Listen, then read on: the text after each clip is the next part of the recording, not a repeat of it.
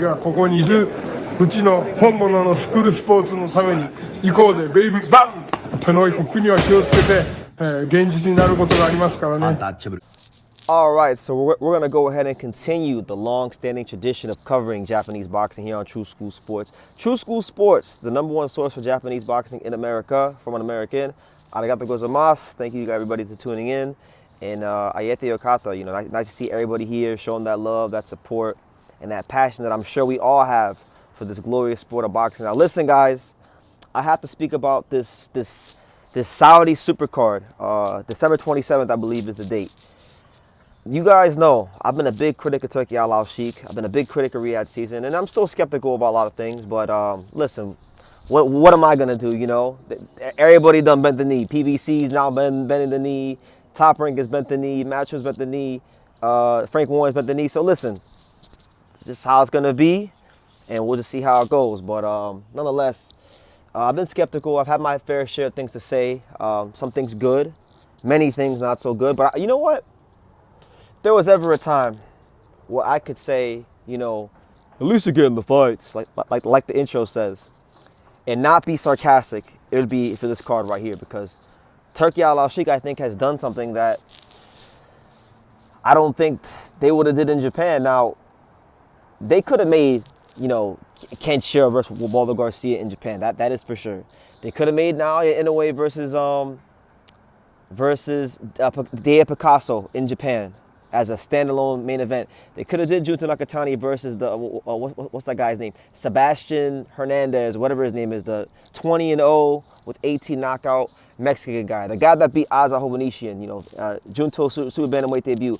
All these fights on the main event could have all been done as a standalone main event in Japan. And even some of these fights like Hayato Tsutsumi fighting for a world title on the undercard could have also been put on the undercard for those fights. But one thing I do know, because I've never seen it before, I follow Japanese boxing, and I've never ever seen it. I don't think Mr. Honda and Ohashi and the powers that be in Japan, I don't think they ever would have put the monster, Junto Nakatani, and Kenshiro on the same card. That has never happened, ladies and gentlemen.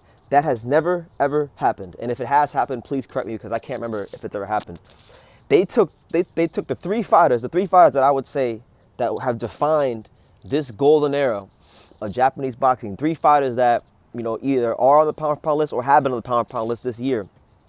They're on the same card. So to me, it's a special event. Now, obviously, they didn't do it in Japan because, you know, I don't think under those circumstances, like the powers that be in Japan would have did that. They would have moved a bit more pragmatically. But Turkey doesn't move pragmatically. Turkey, he tries his best to put on what he feels are big cards. Sometimes they're very good, sometimes they're not so good, but the guy's been trying, right?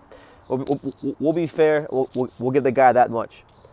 Wow, just interesting stuff. So, as far as Naoya Inoue versus Picasso, I don't need to expand upon that fight. I'm not really the most excited for it. I feel like it's unnecessary, but you know it's happening, so I won't touch too much on Inoue versus Picasso.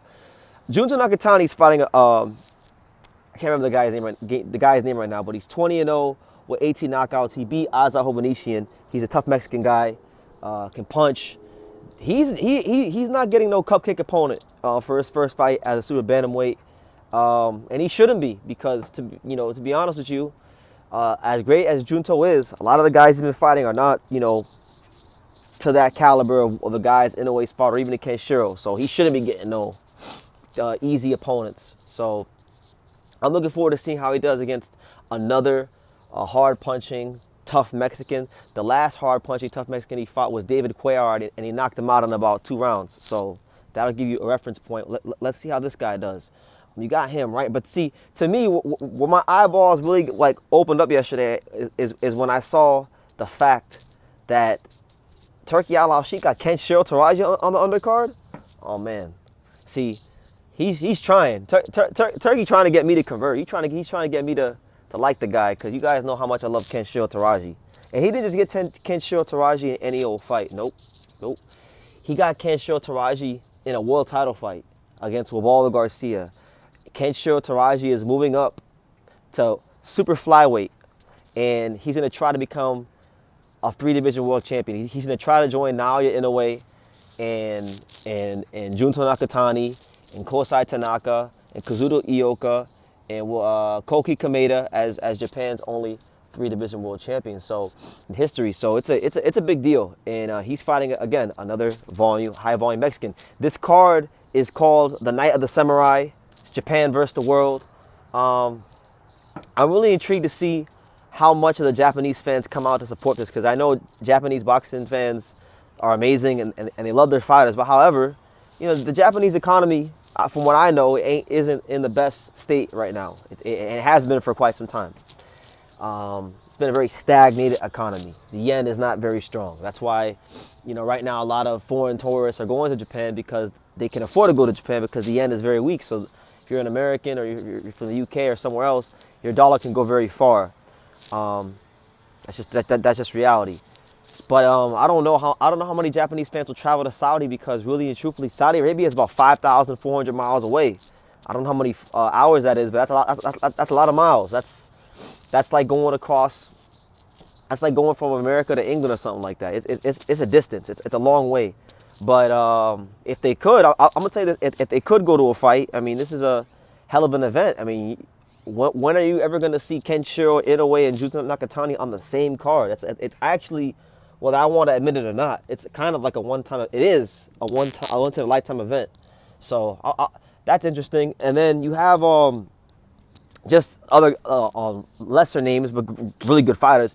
Hayato Tsutsumi. You know, you guys know how highly I think of Hayato Tsutsumi. The Dimitri Bivol of Japanese boxing. He's a great fighter, and he's taking on Jazza Dickens. Jazza Dickens, fresh off of his upset victory over Albert Batir Gaziev, the Russian. If Hayato Tsutsumi wins this fight, you know, he's a world champion. He's the WBA world champion, I believe, right?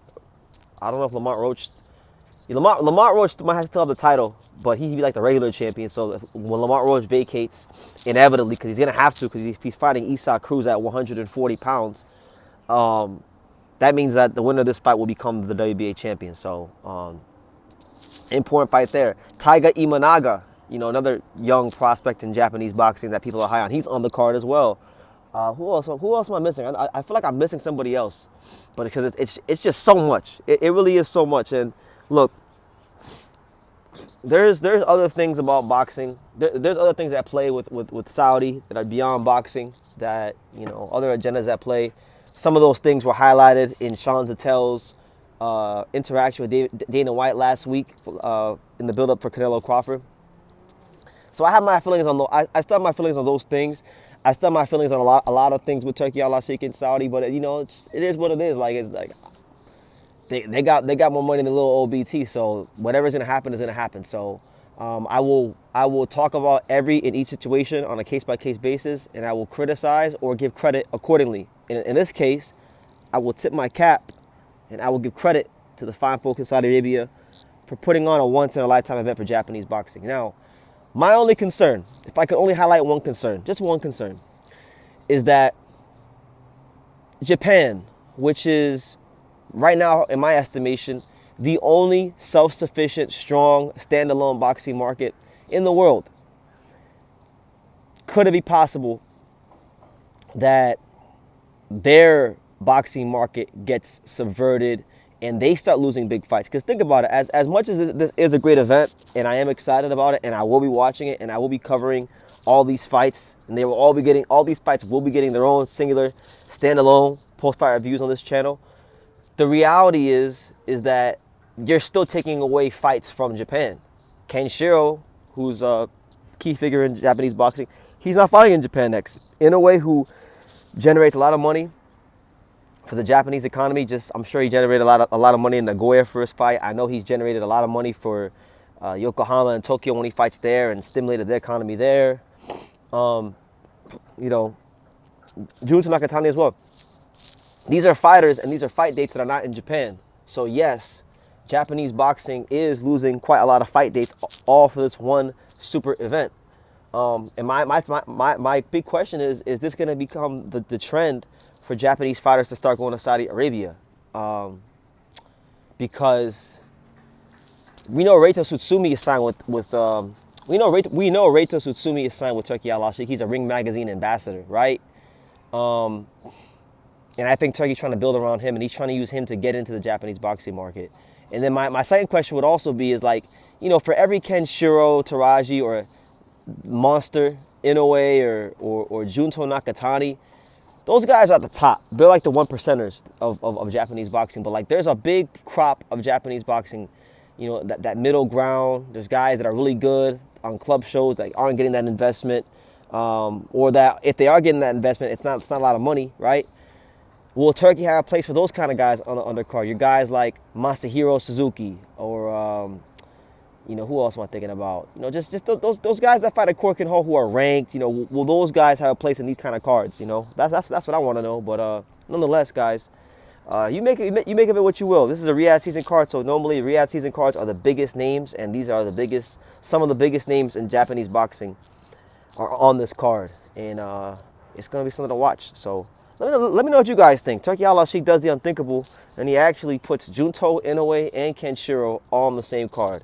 The Night of the Samurai, December 27th, Saudi Arabia. I'm looking very forward to seeing how Japanese fighters adjust to the climate in Japan, because climate in Japan and the weather in Japan is a lot different than the weather in Saudi. And a lot of fighters, you know, have gotten sick and have had health problems going to Saudi. So I'm very intrigued to see if that plays a role and if any of these Japanese fighters wind up losing on that card, because it's very possible. I think that scenario is very much in play. But give me your thoughts down below. Make sure you guys take the time to subscribe. And like I say in every single one of these videos, you can love me or you can hate me, but I'm just a kid from Dania. So until next time, take care, guys. Thank you for watching another video on the untouchable True School Sports Empire. For more great boxing content just like this, make sure you guys stay tuned and subscribe. You won't be disappointed.